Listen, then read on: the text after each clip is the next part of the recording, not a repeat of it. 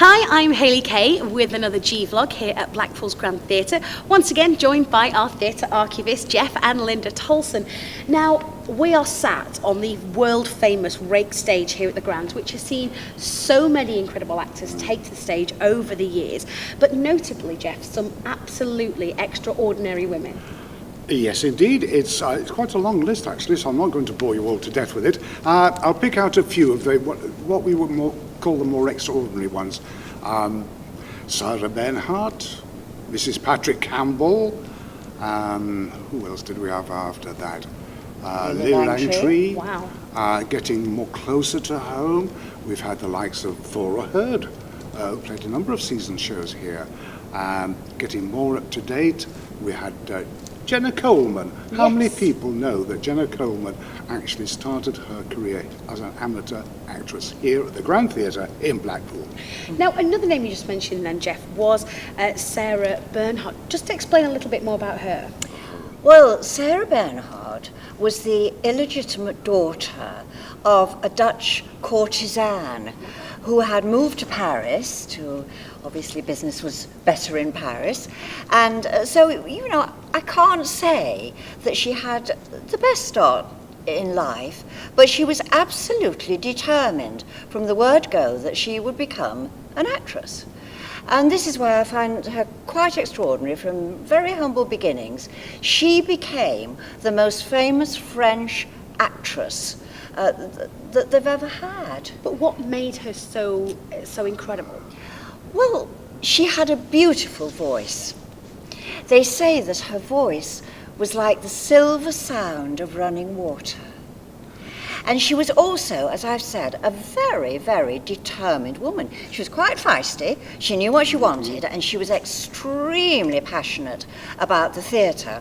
In fact, a nice little quote about her is that she once said, "He who is incapable of feeling strong passions, of being shaken by anger, of living in every sense of the word, will never be a good actor." Now, is this poster here, is this the show that she was in when she was Yes. here? Yes. She came to the Grand in 1905 with Mrs. Patrick Campbell. They came with a flying matinee.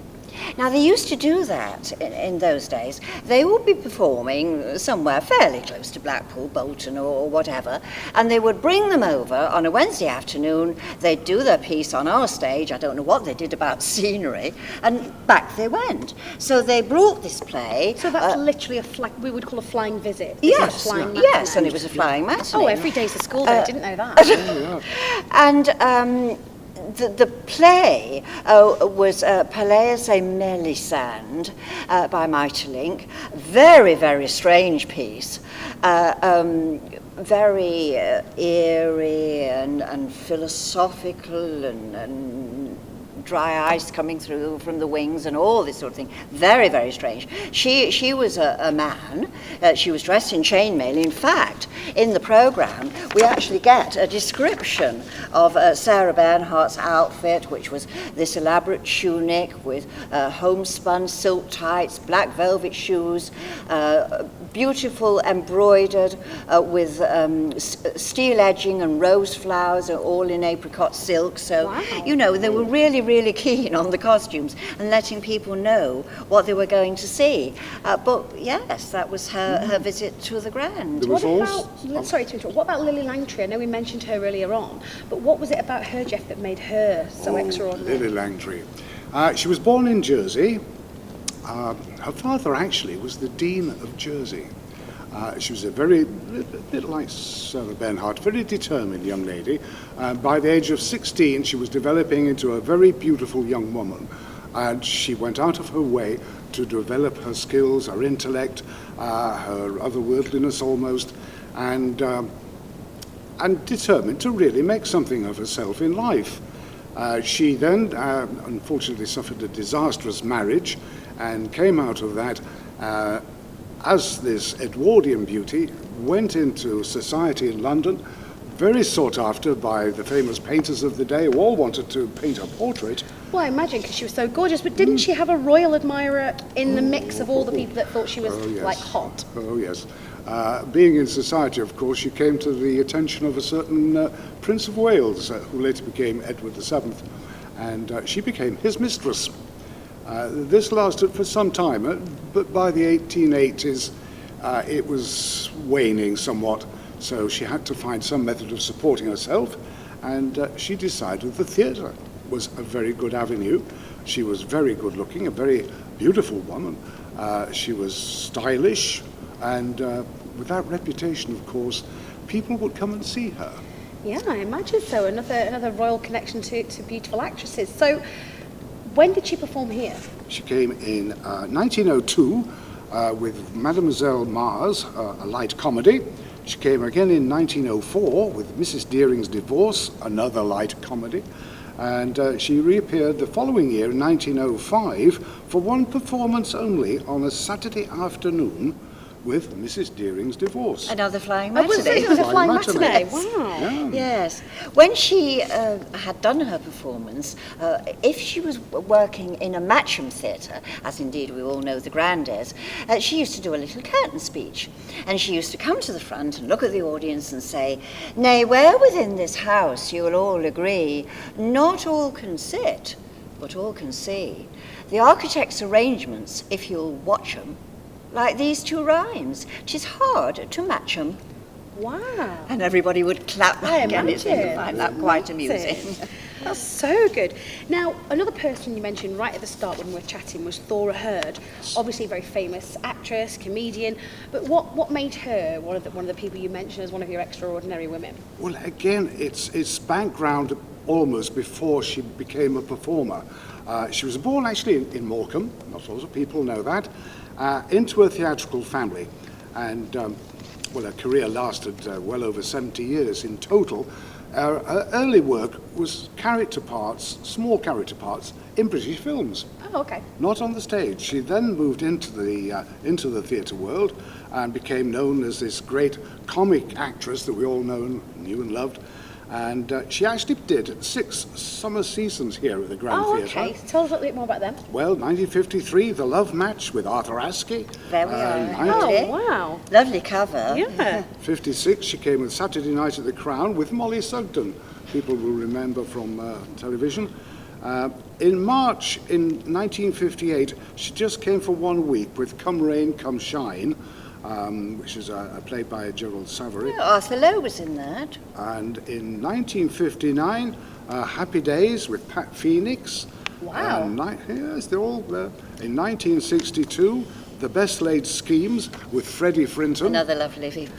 The best stage Programme, drunk yeah. there has ever been, brilliant performer. Yeah. And in 1965, My Perfect Husband, again with Freddie Frinton. There she is again. And way down the playbill, a very young Marty Webb. Oh gosh, yeah. These are in such good condition as well. These are like brand new. Yes. With an advert for Lewis's on the back. I absolutely love it. And actually, a really attractive woman, Thora She Hird. was. I've never She seen a was. young.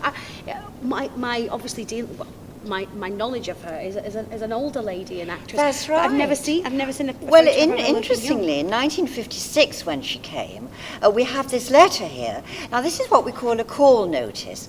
These were the letters sent between the visiting company and our technicians on stage, and they would write to each other to say what equipment they needed and how many trucks were going to come to North Station and all this kind of thing. But this particular Pete Warney wrote on August the 4th, and he's talking about this oncoming production with Thora Hird.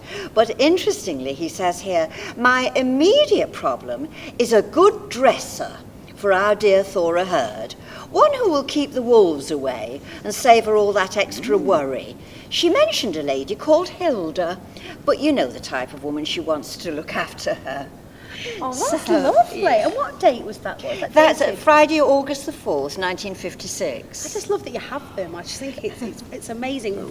such For a good those that don't know, what was some of her most notable work though for Thora Hird? Later on, of Yeah. course, there was a move away from comedy. She did a lot of things, particularly on television. Well, she received her damehood in 1993, and she featured on the South Bank show, and they filmed that actually here in the Grand Theatre. Oh, did they? No, that either. Yes. Am I right in thinking that, see, my knowledge of Thora Hird was when I was just starting to get into theatre and monologues, and didn't she do some of Alan Bennett's very famous Oh, I'm monologues? so glad you mentioned I those. loved They were them. absolutely wonderful. I mean, he worked with some splendid women, and he obviously really, really liked Thora Hird. And he did two. It was Talking Heads, wasn't Yeah, it? yeah. And he did two of those, and she was absolutely brilliant, and she won BAFTAs for both of those. I had those on tape. Yeah, and interestingly, at the end of her life, she'd become a dame. I think she went into a retirement home, and he actually wrote a little radio play for her, and she performed in that just a year before she died. Oh. Well, thank you so much for talking to me today. As always, Jeff and Linda, it's been fascinating to hear about such extraordinary women that are performed here at the Grand. Thank you for joining me for another gVlog, and if you want more details about any of the backstage secrets, head over to our website. It's blackpoolgrand.co.uk/Blackpool History. I've been Hayley Kay for gVlog.